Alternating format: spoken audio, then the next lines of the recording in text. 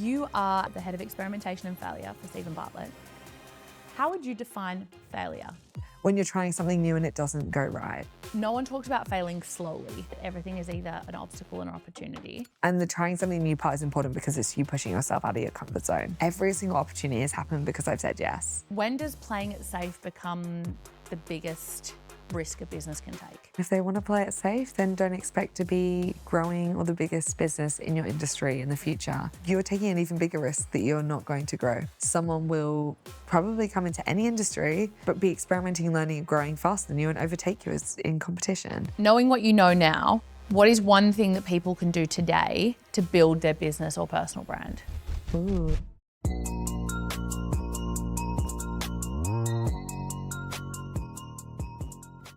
Grace, welcome to Top of Mind. I am so excited for the next 90 minutes. Thank you for joining me today. No, thank you for having me. I'm so excited to chat. I'm so excited. Now, I feel like I need to give a little bit of context to you sitting here because I feel like we've been talking for ages, but we've really only been in each other's company for 2 instances. I reached out to you when you said you were coming back to Australia. Yeah. You were very enthusiastic and honestly were so quick to reply to my message about being on the podcast. And then also you joined us at Date Night, which is the first female founder dinner that I organised, which can I just say off the bat, and I know I'll probably say it at the end as well, but I'm so genuinely grateful for how generous you have been with your time with me here in Australia. So I just want to start with that. No, I feel like I want to ask you more questions, so maybe it'll become a We can do both. Ask away. Ask away. More time. Yeah, literally. I know. I'm like, shall I just come with you for your international and interstate trips? We can just keep chatting. Yeah. Now, you are the head of experimentation and failure for Stephen Bartlett's Flight Story studio. But what is something that most people don't know about you? Ooh. Personality-wise or in Anything. life? I really love Formula One. Love. And I once had a TikTok page where I posted TikToks about Formula One. And what's hilarious is I was posting them, was at the Abu Dhabi race, posted some for the first time, and some girls came up to me at the race and were like, we saw your TikTok. And I was like, what? I just posted for the first time. And we became friends, and now we've been on holidays together. We've been to more F1 races together. And since like 2 of them are now like engaged and getting married, I'm the bridesmaid for one of them. So yeah. The difference a TikTok can make. Yeah, it's so wild. Like, and that's in the space of me just the time I've lived in England, so 4-ish years or even less, which is wild. So yes, that's something people don't know about me and how it's evolved through my life. No, I love that so much. I also love Formula One. Yes. And I feel like I have to caveat that I loved Formula One prior to Drive to Survive. Fair. Because Yeah. there are so many fans that came afterwards, which is obviously great. Yeah. But they were a client of ours for a while. Oh my God. And we've done a number of activations at Formula One races and things like that. Love. But I also genuinely love the race. Can I ask you who your favourite driver is?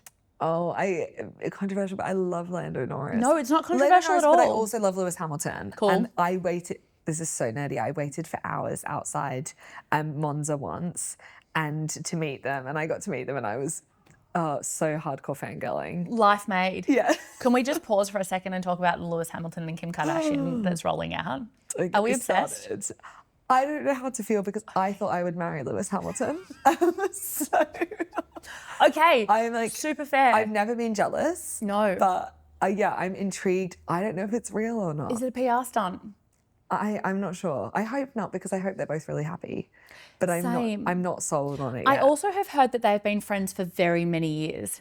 So I'm like, it would make sense for it to come out in the wash. Like same as Courtney and Travis. Yeah. They were friends for many, many years. She did her rounds and then she went back to her childhood sweetheart. True. So I feel like, I don't know, I'm quietly sitting there thinking like, hopefully it is a thing. But I was like living for their Coachella pictures. I know, but I want to see her at more races. I'm like, she needs to come with the races with the outfits because everyone needs some competition out of all the wags. Absolutely. Say less. Love Grace, I feel like I knew about you before I knew about you, if that makes sense. So I'd listened to the Diary of a CEO podcast, and I've also been to Stephen's live shows. Yeah. I went to the one up in Brisbane, and he also called you out in that show and explained the work that you were doing and things like that. And that's where I feel like I first learned about you and your role. And I was like, no, I need to chat to this woman. I need the inside scoop on what she does. What's one misconception people have about you prior to meeting you?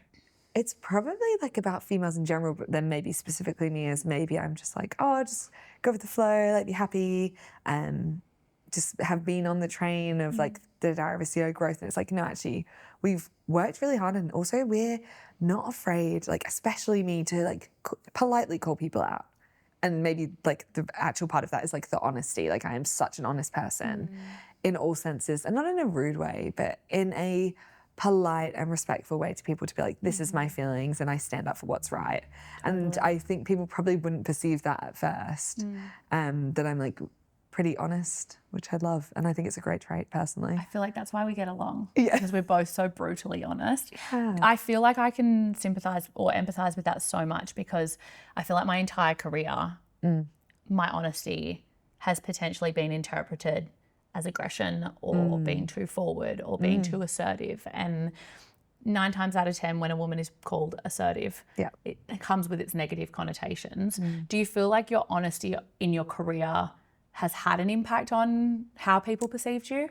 Oh, definitely. It's like you could go and be the person that's just working away, doing your job fine, whatever, but I'm the type of person that's like, no, I will stand up for what's right. And if it got me in trouble, or I don't mind, because I'm like, at least I'm standing up for what I believe in instead of being quiet.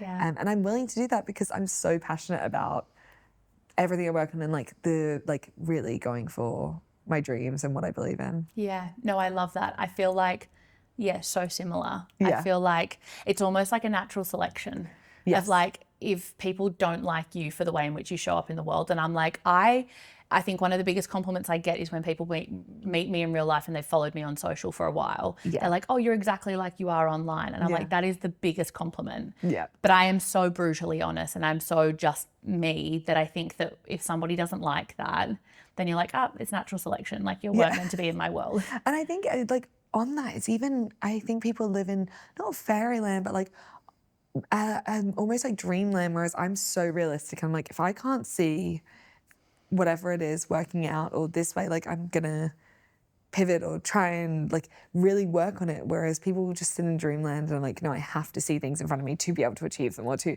which sounds rogue, but I'm like, no, the really realistic side of me comes out. I see that. I see that. Now, one of the big things I'm so huge on talking about, both on my social platforms, but then also on this platform, is honesty and integrity, and talking about the shit that we don't particularly talk about online, or perhaps don't highlight online, because a lot of people just live their highlight reels. What's one thing that you're currently insecure about? I'm quickly interrupting the episode before we get in too deep. If you want behind the scenes thoughts that I don't always share on the mic, as well as exclusive events, cheat sheets, and workshop invites, they go to my email list. You can sign up in the show notes. That's where the real stuff lives. Now back to the episode. Definitely my weight. Okay. Because since I think it's really hard to give 100% to everything. Agreed. And I always give 100% to my work because I love it and I'm so passionate about it. But then my health, I usually exercise a lot and go to the gym, but then I will eat bad things because I'm like, oh, I'm hungry, or I know I also eat like with my moods. So if I'm stressed, don't we all? I know I eat bad food when I'm stressed. Whereas some people like not eat when they're stressed. I'm like, sometimes I wish I was the other option rather than eating all the food. No, you don't. I don't think there's any good way. But I think that's definitely, which is, I was gonna caveat and say I'm not insecure about anything, because actually since I moved countries, I have kind of every insecurity went out the window. Interesting. And like, I don't think I'm insecure about my weight, but I know I want to lose weight. Because I've put on the weight from like stress or not eating correctly. It's just top of mind for you. Yeah. 100%. No pun intended. No, it is top of mind. It's the one thing I'm like, I need to work on that's lacking in my life right now. No, I can so deeply feel that. And I'm somebody that went from training like an athlete and eating like an athlete following an injury and a bit of an accident that I had to just eating like an athlete, and I put on a lot of weight. I've lost 65 kilos, which you wouldn't believe.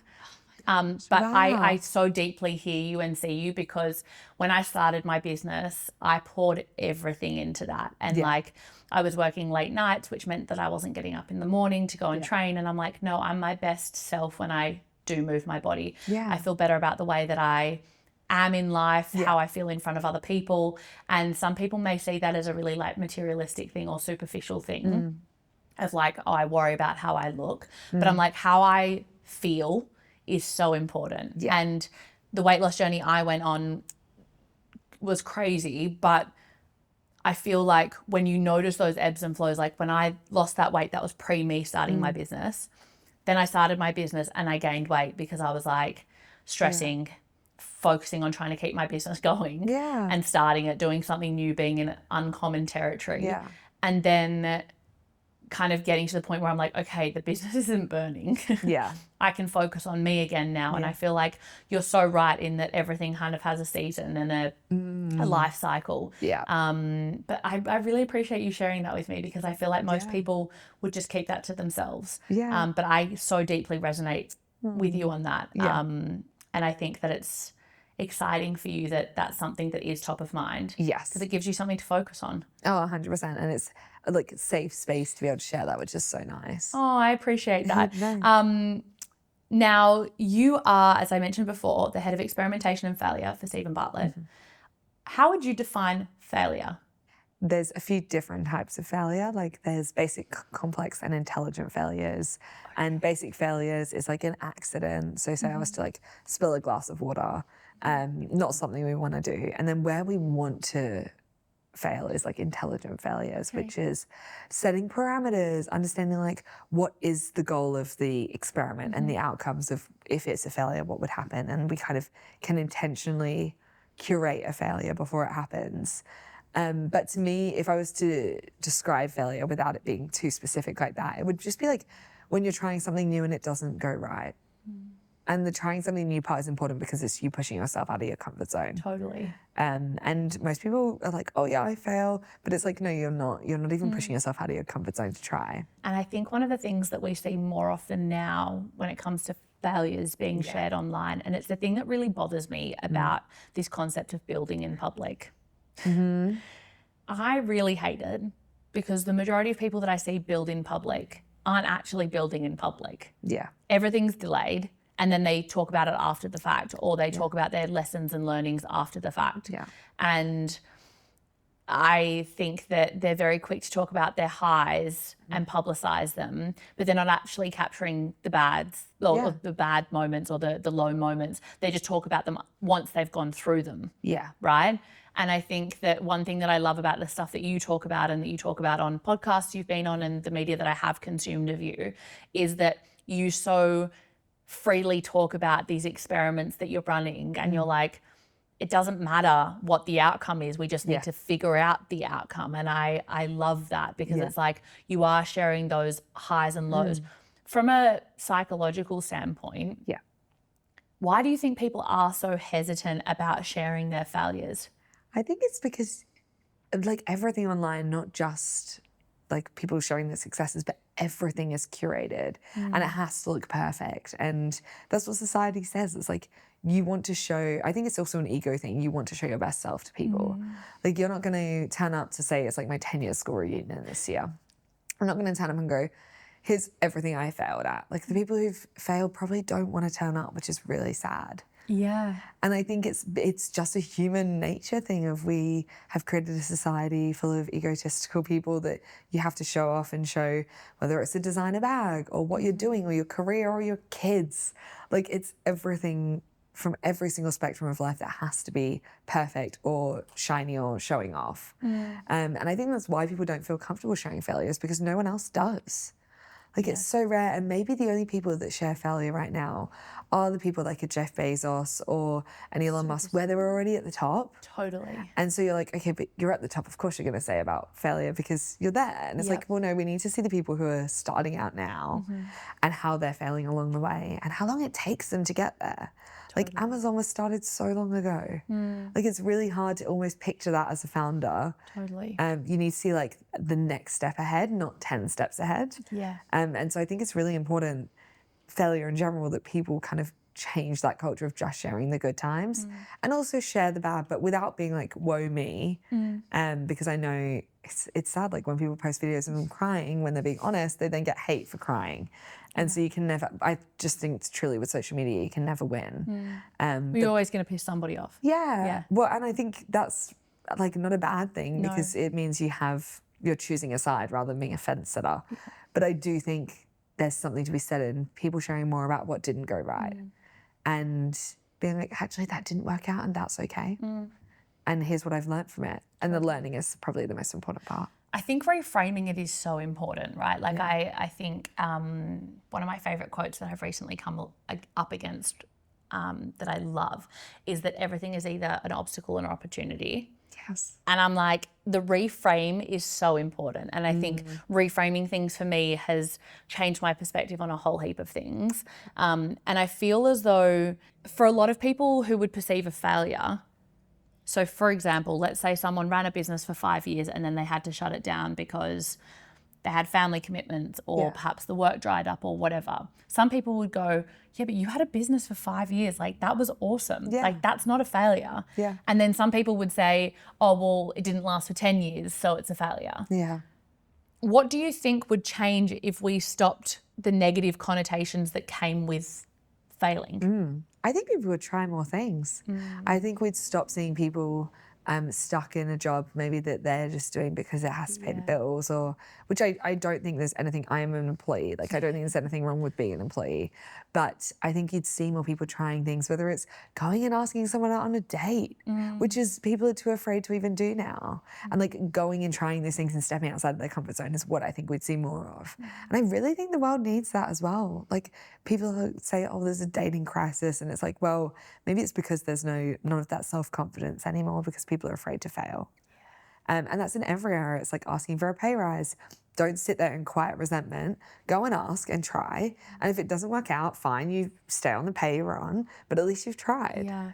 And I think there's a lot to be said there in people trying and stepping outside of their comfort zone. And usually you find like a lot of the time it works out, which is crazy. Yeah, there's this saying that's, again, I'm full of quotes, just so you know. Like I feel as though like quotes is my like personality. I love it. I have friends that always joke that I should have a coffee table book that I just fill of all the quotes that I love. Yeah, you should. But there's that quote of like, it's better to try and fail than to never try. Yeah. And I feel like I would rather be someone that gives something a go and go, oh, it didn't work, but I gave it a go, than being like 10 years down the track being like, I wish I had tried that, or not having the environment that you had 10 years ago to try something. 100%. I feel as though, and I don't want this to turn into like a woman and man conversation, because I feel like every time I bring up a question like this, it does typically, I want to be very firm on the fact that like this is not just a female thing, but I feel as though women in particular have been conditioned to not fail or not try and fail or be a lot safer around the decisions that they make. And whether that's because they are deciding to be a mum and they want to be in a career that is safer. But I feel as though there is this conditioning around women that we are programmed to try and get it right the first time. When you stepped into this role that you're now in, which is experimentation and failure and leading that team, you were in a paid social role beforehand. Did you have to undergo a bit of a mindset shift on what it means to fail as a woman? You know what? I think I dwell on the reason why Steve asked me to do the role, and I really think it's because, and maybe it's an Australian culture that they're really jokey, but I think it's because he thought actually Grace won't be offended if it fails and goes wrong. Because I think I just go through life and I'm like, actually, like it didn't work out, whatever, let's go on to the next thing. For me, it wasn't so much a mindset shift. It was getting comfortable with, I'd say, the public side of failure. Like I've failed so many times in life, and I just got and done the next thing. And I know lots more people that have failed more than me, so maybe they should be in my role. But for me, it was like actually when something hasn't worked out, going to people and being like, this failed, this is what happened and why. And trying to learn how to also encourage other people to do that. Like how do you convince people to change their mindset. And I don't think the failure part of the confidence, I don't think is different in men and women. I think confidence to go and try things is different. Yeah. But the failure side of when something hasn't worked out, I actually think sometimes men are less honest. Agreed. And because women can chat to their friends and be like, this didn't work out, what do you think? How do I solve this? Yeah. Whereas I've seen so many people, specifically men in my life, like cover up like a failed business or be like, oh no, I didn't do that. And rather than being honest. And so I think both for men and women is, how do we actually teach people to be honest about the failure? Not so much they're going out and trying things, amazing. It's like the sharing part. That should be a subject at school. Oh, 100%. As with a lot of other things that should be a subject at school. Yeah, but it should. But it's not, because how could it be? Like, otherwise you have to pass your classes in school to like finish school, which is really sad, because I'm like, but what if that person just isn't made for school or isn't made for that subject? Like, I don't think anything I do now related really to any subject in school. No. And so what does that mean? Like, was I bad at school? No, like I got good grades. But was I honing my craft? No, and then maybe I could have been all of those years. You mentioned before about the fact that you failed at a lot of things in your life. Yeah. Can you share some of those things? Oh God, yeah. I failed a class in uni. Love. Which class was it? Fundamentals of Finance, I think it was. Oh, boring. Which is hilarious. Now I'm like, oh, I wish I listened because I could have made more money. You can't be good at everything. My friends and I like sat on the floor at the back of the room, which is, I've never done that in a class. And this is what's so interesting, I think, is I failed one class, but I got 4 first in classes. And I'm like, how does that add up? How can someone fail a class but also top a class or 4 classes? And I think that's the perfect example of the classes I topped were classes I adored. Loved. I didn't even study for those. I just like went in and I knew what it was because I had been so interested in the subject. Yeah. And I think it's I'm like, I never thought about it at the time of being interesting, but now I'm like, it's such an interesting analogy because it truly shows like what you're passionate about, you will succeed in, and you shouldn't maybe waste time on the things you're not passionate about, and those failures don't matter. Yeah. So that's probably one of my biggest failures. No, I love that you talk about that because I think it's something that I talk about with like exercise. So going back to exercise, and I feel like, so I actually started my Instagram way back when Instagram first started, documenting my weight loss journey. So that's what I was known for, was like, I was like, if I can just post on here every day, I'll share with people what classes I'm taking, what I'm eating, like, and this was before the whole like fitness influencer thing. Yeah. And so I built a really great community around sharing the type of exercise that I love. And I think over the years, I've come to realize that when people go, what's the best exercise for weight loss, or what's the best exercise to get to my goal? I'm like, it's the one that you enjoy. Yes. Because it's the one that you're most consistent with. And it's the same as creating content. Like when people go, what channel should I be posting on? I'm like, the one that you enjoy. Like whether it's LinkedIn and you like writing, whether you love recording videos or taking photos, Instagram and TikTok, like choose a channel that you're actually going to enjoy creating content for. Yeah. Because if you don't enjoy it, won't keep doing it. Exactly. And I think that's what makes this podcast so easy to roll out, is because I love chatting to people. Yeah. I'm genuinely curious about people, and I've never had somebody on the podcast that I'm not interested in. Yes. And I never will. Yeah. Just because I know that the conversation would be boring. Fair. But I think that you're so right around passion and following your passions. So if someone was at school right now, as we have both been at school, and we're sitting there being like, I don't know what I want to do. I don't know where I want to go. I don't know where I want to be. Do I go to uni? Do I not? What advice would you give them? I think it's about trying, while you're in school, trying as much as you can. So I still say yes to everything. Like, I am a say yes person through and through. And you know what? Even if people say like that's a bad thing, you need to like be precious of your time, and like every single opportunity has happened because I've said yes. Totally. And I tried everything in school. Like I did sports, I did musicals, I did like other speech and drama lessons, I did debating. Like I just loved trying everything to see what do I enjoy, and I loved it all, obviously. But I wanted to try and see like where do I hone my skills and where do I really develop. And I think something even more interesting is like on the side, what can you do on a weekend or after school, even while you're at uni, to really understand where your love and passion sits. Totally. Like going and volunteering for work or going and crafting different things, like if it's a digital or virtual work, it's like really testing it and seeing like, do I enjoy this? Yeah. Because also controversial, but I don't think university degrees are what work is like in real life. Absolutely not. No, mine definitely wasn't, but I don't know. Maybe like a doctor's hopefully is slightly more You'd hope aligned so. to what. You would hope so. I say this a lot because I'm like, I get asked, obviously being in marketing and marketing-centric role, I get asked a lot, do I need to do marketing at uni to do marketing? And I'm like, no, but you can. Like, I love textbooks. I love learning. I'm a bit of a like nerd when it comes to work and learning and like applying myself that way. Yeah. And it worked for me.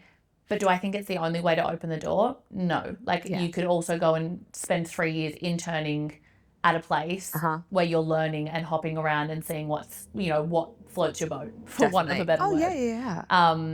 But I think that, I don't think it's the answer for everybody. But No. Stephen regularly talks about failing fast. And I really love the concept of failing fast because it encourages failure. Yeah. Like it encourages getting to an end point, whether it's a good outcome or not, quickly. No one talks about failing slowly. And the thing that I was thinking about the other day is how do you call out a problem that isn't working, that nobody wants to call because they said that it's got to have time to see if it works, or it's got to have a certain person, you know, reach a goal or whatever for it to work. How do you name that in a room as an employee without it becoming political? Fair. Really good question. I think, like, to begin with, it's understanding has whatever you're working on run for long enough. So for us, when we're running experiments, especially good examples like on our website, on product, and people will be like, oh, but we've got the results after 5 days, like let's switch it off and go. And it's like, no, it actually needs to run for a long enough amount of time to have really accurate results. So even if it's going badly, it's like, no, we actually still need to keep it on because we don't know yet. So it's a mix of that, but when it's something, say, fundamental in a business that's been running for a while, it's about really someone taking that leap, as I said, like going out of their comfort zone to be like, hey, I don't think this is working, why? And I think the why is so important, so backing it up with evidence. You're not going in and being rude and being like, this isn't working. It's going in with your ideas and saying, hey, I think this isn't working, here's why, all of the evidence, and maybe this is what we could do instead. So it's never about calling someone out saying the work's bad. It's about suggesting better ideas. And I think there's a really better way to frame it than just being like, no, we should stop doing that, it's wrong. Framing it with something else and coming with a new idea. Yeah, I love that. I say to my team all the time, don't come to me with a problem unless you've got 3 solutions. Yeah. Like 3 different options of how we can fix it. Yeah. It's like, I'll come up with the solutions, but that's not my job. Yeah. Like, I need you to think. With that then in mind, if someone is listening and they're an employee in a business, maybe they're senior, maybe they're not, and they want to start experimenting on things or running more tests within the business, we get it quite a bit with the personal branding work that we do for businesses, because we get employees reach out to us and go, Hayley, I know we need to be building our personal brands, but like my boss doesn't believe in it. Like, how do I pitch it to them? So I give them like 5 or 6 different proof points or case studies that we've done with other businesses, but then also like stats that we know that exist in market that supports building personal brands within organizations. But how do you encourage, or how would you suggest somebody working in an organization starts to experiment a little bit more, but how do they sell it into their boss? Yeah. Perfect example is, though there's a few examples, like showing case studies from around the world. So showing other businesses experimenting and showing how it's benefited them. Like they grew X amount, which is like the real world. Then showing how you're already experimenting. And most companies are already experimenting, but they just don't call it that. And so being like, what are we already trying that works? And getting, again, those numbers, everything should be backed up by data, getting those numbers and saying, this is what we're already experimenting with, we're just not calling it that, but we need to push the boundary even more. And then the third part I'd say is actually going and coming up with the ideas of what you want to experiment. And the best way to do this, I'd say, is small and big experiments, like the 1%, but also bigger experiments. But then breaking it down and saying, like, this is the experiment, this is what we want to achieve. If it's a success, this is the failure. And if the failure is as small as possible, they're probably going to be like, okay, let's try it. Yeah. Because if you're saying, you're almost like pre-predicting for them what's going to happen, which is the best possible outcome for them. Because then they're going, okay, I know what the worst like outcome could be. Let's go for it and see. And like, at least we know that's the worst outcome, but it could be all of this other potential. You talked about like the growth of the business. And obviously you run a division that literally you do day in, day out is experimenting. Yeah. Are you able to share any insights on when that business unit was formed and I suppose the direct impact that it's had on Stephen's business at large? Because I know that you don't just work with the podcast, you work with Flight Studio and the other businesses and divisions within that. Can you give us a glimpse into, you know, from, I suppose, inception of what you're now doing as a full-time role, the impact that has had on the business at large? Hello, just a reminder, this podcast only works because you're here. If you haven't subscribed yet, it's the easiest way to support me. So go on, hit subscribe. I'll wait. Okay, now back to the episode. Yeah, so it started 2.5 years ago when I moved from his social team to Experimentation. And at the start, it was a bit chaotic. It was like, what do we experiment on? Everything. Whereas no, we needed to really have focus. And then it's now expanded from just me and the team to we have 3 people in the Experimentation team. So cool. Which is really fun. And the idea behind it is running experiments day to day to help the podcast grow, but then also coming up with bigger ideas. So there's been like projects that we've worked on that years ago that have now become like really big parts of the business, or being able to contribute directly to like views, revenue, growth, or impact, and showing every experiment ladders up to those and really has an impact on the business. And so that's kind of how it's evolved. Is it was chaotic at the start, we were doing everything, and now we're really aligned to the company KPIs and how we contribute. Yeah, I love that. I feel as though I heard you, maybe it was on Erica's podcast, The Balance Theory, the fact that you now, all of your KPIs and goals point towards, like, all the arrows are in the same direction of the business goals. So like you have to have them all facing the same way. Yeah. Can you touch on a bit of like the framework of how you would, I suppose, formalize an experiment day to day? Yeah. So when we're going through it, we set our experiment out. So we're like, what is the experiment? What are we actually going to do? And then what's the hypothesis? So what do we believe will happen when we run this experiment? Then the measurements, we choose one variable. So we're not trying to measure in a social post likes, comments, shares, saves, and everything in between. We choose one because we know like we want to determine the success or a failure. And then the final one is the determinant, which is where we set what deems the experiment as success or failure. And that's where we're saying like, if it's a failure, here's what we're going to lose. And so we really have set it out so we know before we even go into it all of the structure and like the potential upside and potential downside. And so it's super basic still, like, but it's simple because we want people to be able to experiment as easily as possible. And understand it, right? Yeah, like you don't need a 20-step process with all these forms for people to be able to experiment. The idea behind it is like, go and try things and see if it works. Yeah, I love that. And you've kind of created this like really simple process that makes it easy for anyone to try regardless of what level they're at. Yeah. I love that. Now, I want to quickly touch on the fact that obviously Stephen's business is huge, and it's growing exponentially. You guys obviously have the funding, the time, the resource to regularly experiment and test. But for a solo business or a smaller team, how would you suggest they start experimenting on things or creating structure around experimentation? Yeah, I think it's about, you don't need to run an experiment every day. It could be one a week or one a fortnight.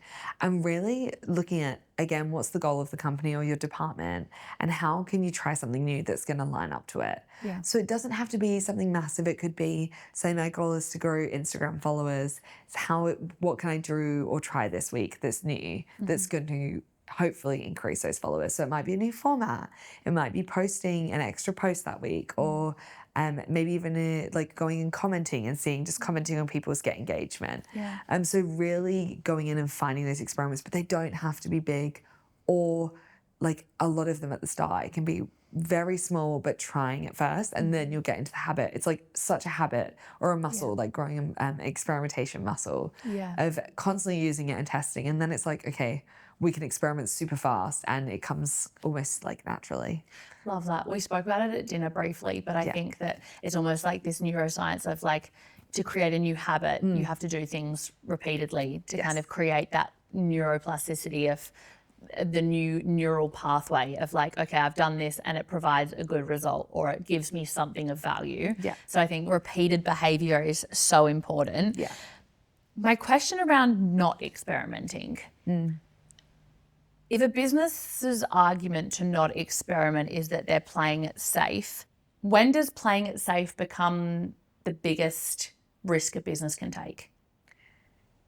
It's their call, and if they want to play it safe, then don't expect to be growing or the biggest business in your industry in the future. And I think it's really sad to see businesses go, but we don't have time to experiment, or it's too high risk. And I'm like, okay, well, you're taking an even bigger risk that you're not going to grow. And that's your choice. But if you don't want to grow, fine. Like, don't expect the growth to continue over the next 5, 10, 15 years. Like, if you're going to, I think the perfect example is like someone will probably come into any industry, be experimenting, learning, and growing faster than you and overtake you as in competition. And that's why, like, even though we are at the top of an industry in podcasting, it's more important to us now than ever to experiment, because it really is showing like we're at the top. But actually, we need to keep experimenting, otherwise we will not stay there. Someone else will come in with a better podcast or like more ideas for how to grow it, and they'll take that market share. And you can see it. We see it happen in every industry. It's like the media industry, in terms of like streaming and Netflix, and like how they're all sharing or taking each other's market share. It's going to keep happening. And so it's totally people's call, but there's probably one right way and one right thing to do if you want your business to grow. If you don't want your business to grow, totally fine to stay safe. And who doesn't want their business to grow? Crazy. This conversation doesn't end here. Part 2 is where we go deeper. Make sure you subscribe so you know when part 2 drops. Remember, you don't win by posting more. You win by being the name they think of first. Stay top of mind.